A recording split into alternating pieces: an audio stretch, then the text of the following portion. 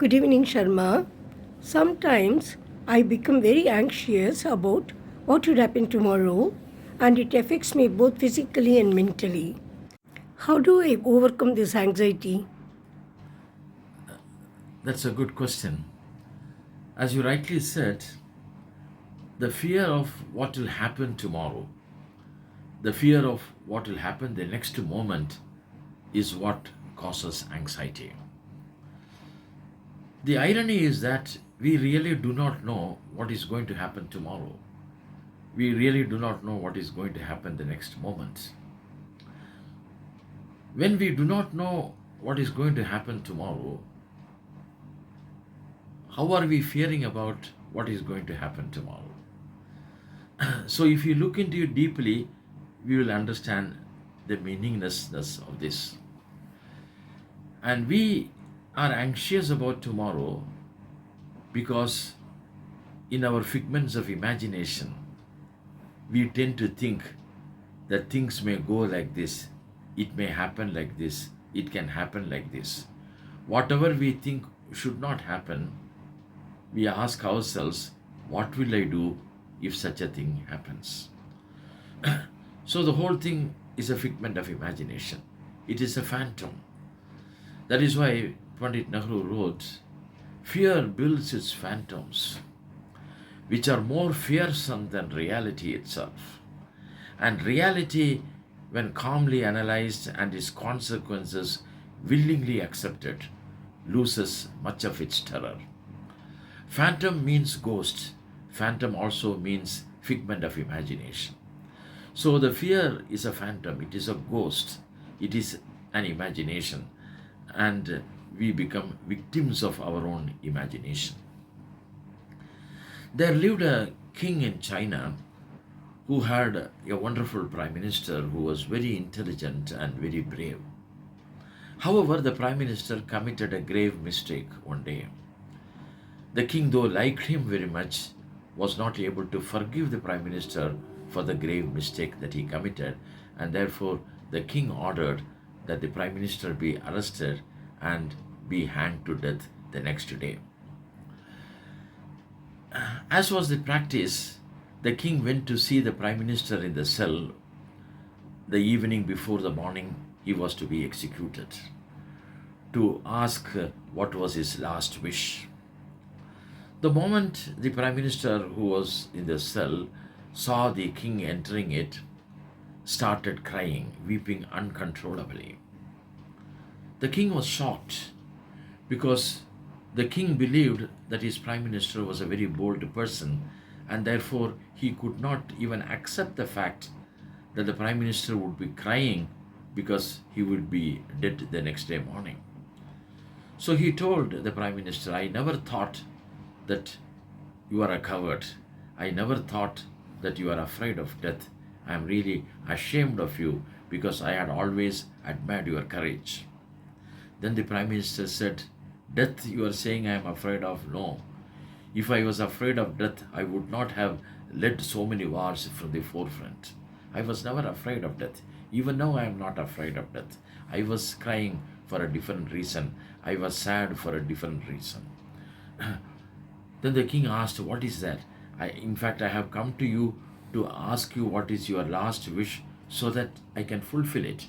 I must do so particularly for you because you have been a loyal prime minister and you have done so much for this kingdom. So you tell me, what is that makes you to cry? I will address that issue. Then the prime minister said, no, it is too late. It cannot be done. Then the king got annoyed. You are saying that there is something which I cannot do. I can do anything on this earth. You tell me what you want. I will fulfill your wish. Then the prime minister said, it's an old story. Many years ago, before I joined your kingdom, I was a disciple of a great saint who taught me the science of making the horses to fly in the air. But the saint also told me that not all horses can be made to fly in the air, only certain horses with some specifications, some lakshanas, can be made to fly in the air.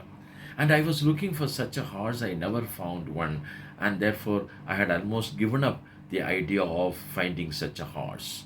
But as fate would have it, The horse on which you were riding and you came to see me, the moment I saw the horse, I was thrilled because that horse meets those specifications.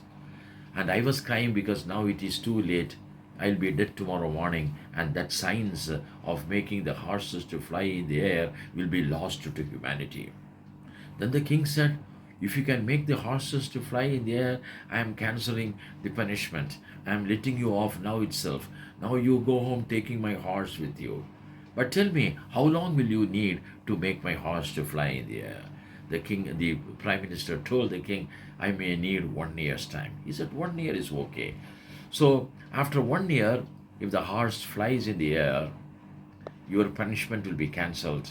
I will give you half my kingdom and give also my daughter in marriage to you. But if the horse does not fly after 1 year, you will be hanged to death. So the prime minister was let off and he went home with the horse. And when he went home, his wife and children were crying because their husband, their father, would be dead the next day morning. But they were very happy when they saw him at home. They thought that the king had pardoned the prime minister and let him off. And then the prime minister told his wife what happened. The wife started crying again. Then he asked her, why are you crying? He said, I know that you cannot make any horse to fly in the air. You told a lie to the king and made him to believe it. But having done that, why you asked for such a short duration of 1 year? 1 year will fly off now, and again you will be hanged to death. So that is why I am crying. Why did you not ask for a longer time? Then the prime minister replied, 1 year is a long enough time, because in this 1 year anything can happen. You do not know what is going to happen tomorrow. You are thinking that after 1 year I'll be hanged to death. There are also other possibilities. What are they? She asked. One is the king may die during this 1 year. There is a possibility that the horse may die during this 1 year. There is also a possibility that I may meet with a natural death during this 1 year. And there is also a great possibility I may learn the science of making a horse to fly in the air and make this horse to fly in the air. That also is possible. So don't cry. We do not know what will happen tomorrow. That is why Augmentino wrote,